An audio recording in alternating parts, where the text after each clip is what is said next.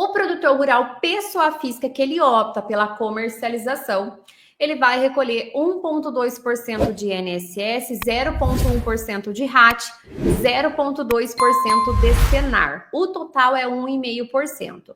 Quem é que recolhe? Depende. Se o produtor rural ele estiver vendendo para outro produtor rural, ou então pessoa física, ou um adquirente que reside no exterior, ele é responsável pelo recolhimento do fundo rural. Tá? Então, ele é responsável se ele estiver vendendo para outra pessoa física. Se o produtor rural, pessoa física, estiver vendendo para uma pessoa jurídica, o responsável pelo recolhimento é a pessoa jurídica, não é ele. Inclusive, esse é o tema da ADI 4395.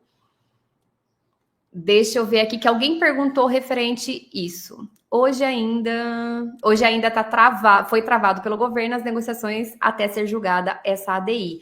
Exatamente. Essa é a única movimentação que a gente teve recente dessa ADI.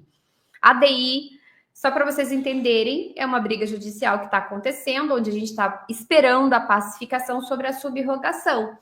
Porque os adquirentes, e quem entrou com a ação foi a Abrafrigo, eles não querem ter essa responsabilidade de recolher o fundo rural que não é deles. Então, o que eles fazem hoje? Eles descontam do produtor rural e eles recolhem para a Receita. Eles declaram FDRINF e eles recolhem para a Receita. Só que o que é o problema? O problema é que a Receita ela não está aceitando tirar essa subrogação, porque, convenhamos, quem conhece o agronegócio, quem sabe ali do dia a dia do produtor rural, ainda, desde 2021, eu estou tentando mudar essa realidade da contabilidade da tributação do agronegócio. Nós tivemos um avanço gigantesco, porém ainda tem muito produtor rural que não tem a recorrência de honorários mensais com o escritório contábil, não tem a recorrência de contatos com o escritório contábil de maneira mensal. E o que acontece? Pensa comigo, o produtor rural, ele ter que todo mês informar a comercialização para o escritório para que eles façam a informação pré-social e seja feita o recolhimento ali dentro da guia da DCTF Web, por exemplo. Que se tirar a subrogação, na maneira prática é isso que vai acontecer. Para nós, isso é muito bom, porque será uma nova oportunidade, serão mais produtores rurais se regularizando, tendo contato mais próximo ali do contador, será um universo de possibilidades. Só que para a Receita Federal, o que acontece? A Receita ela não consegue. Ela não vai conseguir fiscalizar todos os produtores rurais. Hoje é muito mais fácil ela fiscalizar poucos adquirentes do que fiscalizar 5 milhões de produtores rurais no que tange também fundo rural.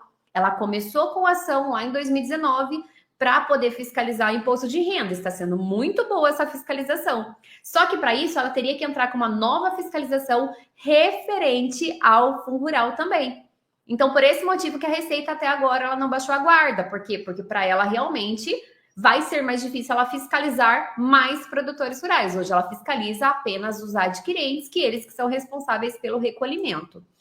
Se o produtor rural, pessoa jurídica, optar pela comercialização, ele tem 1,75% de INSS, 0,1% de RAT e 0,25% de Senar, o que dá 2,05%. A diferença do produtor rural, pessoa jurídica para pessoa física é que o produtor rural, pessoa jurídica, ele mesmo recolhe o fundo rural. Então, ele não passa a obrigatoriedade para frente. Ele que faz através da FDRINF, ele envia o evento de comercialização e ele recolhe o fundo rural. Então, se você tiver produtor rural, pessoa jurídica na tua carteira, os adquirentes de mercadoria não descontam dele o valor do fundo rural. É ele que recolhe dentro, ali junto com a folha de pagamento dentro da DCTF Web. As alíquotas do produtor rural, pessoa física, que opta pela folha de pagamento em cima da base salarial, o INSS de 20%, RAT de 1 a 3% vai depender da atividade. Então, a gente precisa analisar a atividade preponderante do nosso cliente para identificar qual é o RAT dele, que vai de 1 a 3%. Isso quer dizer que ele fica com uma alíquota sobre a base salarial entre 21 a 23% sobre a folha de pagamento. Importante, o Senar no produtor rural pessoa física, ele sempre será via comercialização. Então, o Senar, ele não acompanha a opção do Fundo Rural. Então, quando a gente está falando do produtor rural, pessoa física sempre vai ter o 0,2% da comercialização. Vamos pensar naquele arroz, tá? Então, aquele produtor de arroz que vendeu 100 mil reais para aquele adquirente, quando ele opta pela folha de pagamento, ele vai recolher os 21 a 23% sobre a folha de pagamento, mais o 0,2% lá sobre a comercialização. Isso quer dizer que o adquirente da mercadoria vai descontar o 0,2% ainda da comercialização dele. Para que a gente consiga consolidar a opção perante os nossos adquirentes, para que os nossos adquirentes não descontem o fundo rural na comercialização, não é simples e puramente, bom, fiz a minha parte aqui no social e tá tudo certo. Não, a gente precisa comunicar os adquirentes para que os adquirentes não descontem. Hoje, graças a Deus, o mercado ele está mais consciente sobre essa falta de conscientização que muitos produtores rurais têm. Então, hoje, a maioria dos adquirentes já enviam a solicitação da declaração para o produtor rural. Então, é comum no começo do ano a gente ver os produtores rurais mandando as cartinhas dos adquirentes, perguntando se ele opta pela folha de pagamento ou não. Tá? Então, mas para que a gente consiga consolidar perante o adquirente, isso quer dizer para que ele não desconta. E eu já vi muitos casos de onde o produtor rural ele optou pela folha de pagamento e mesmo assim o adquirente estava descontando o fundo rural lá, porque o contador não mandou a declaração. Então, a gente precisa enviar uma declaração para os adquirentes da mercadoria para que eles não descontem o fundo rural ali na comercialização também. Agora, quando a gente está falando do produtor rural pessoa jurídica que optou pela folha de pagamento, 20% de INSS, de 1 a 3% do RAT conforme atividade e 2,5% do Senar. Então, o produtor rural pessoa jurídica, sim, ele vem com o Senar na folha de pagamento. Então, os encargos sobre a folha de pagamento vai ser entre 23,5% a 25,5%. Essa é a grande diferença do produtor rural pessoa física para o produtor rural pessoa jurídica que opta pela folha de pagamento.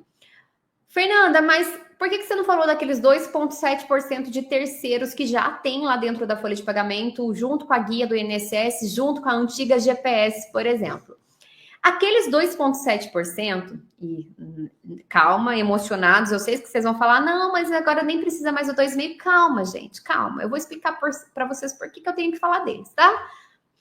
Salário educação, aqueles 2,7% que sempre o produtor rural, pessoa física, mesmo com muitos julgados, mesmo com muitos processos, o produtor rural, ele recolhia os 2,7% referente a terceiros. Era 2,5% salário educação e 0,2% de INCRA.